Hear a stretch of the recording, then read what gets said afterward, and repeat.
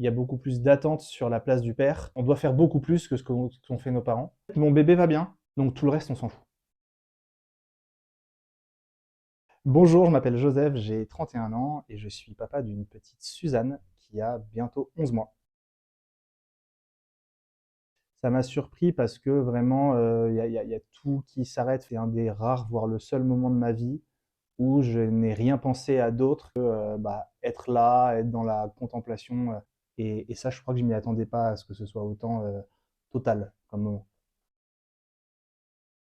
On s'était beaucoup entraîné à l'accouchement.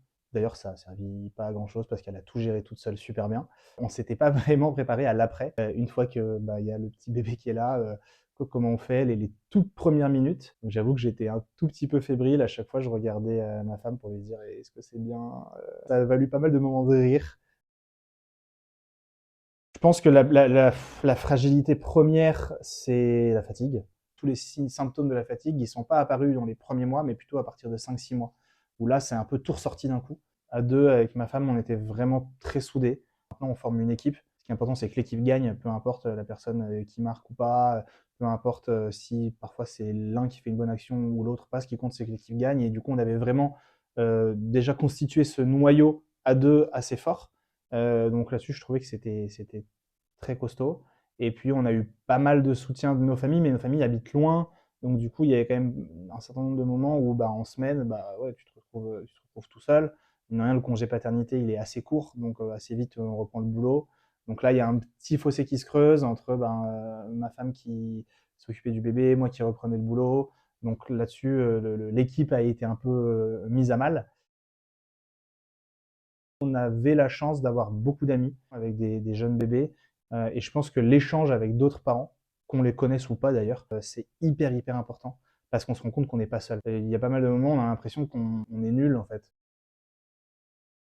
Rien que le choix de ne pas allaiter, c'était un choix personnel, mais aussi un choix de couple, pour qu'on puisse avoir tous les deux notre place dans le fait de pouvoir nourrir le bébé. Et on essayait, sans compter les points, mais de manière assez naturelle, pour que, à la fois pour notre bébé et pour nous, on sente que ce soit réparti.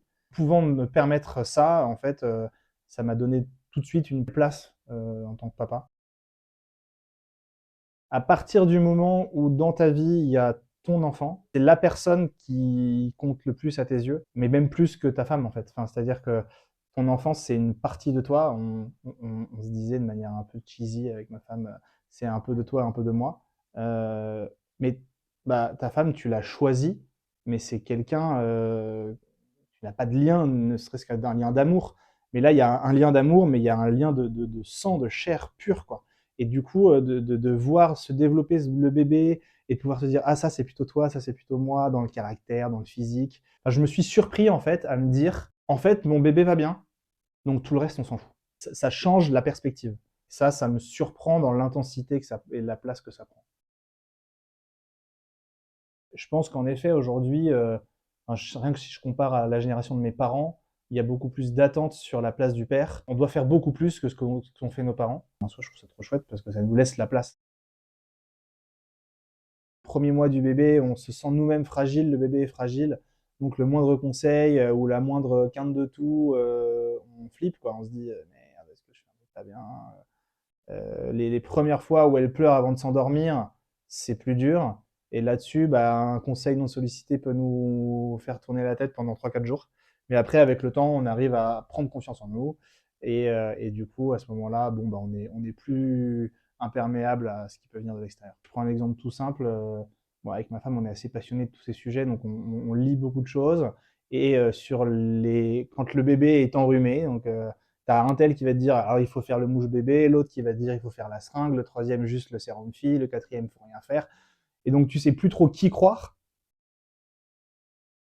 Atelier sur le sommeil du bébé, sur les gestes de premier secours. C'était une petite angoisse et on voulait connaître un peu les bases.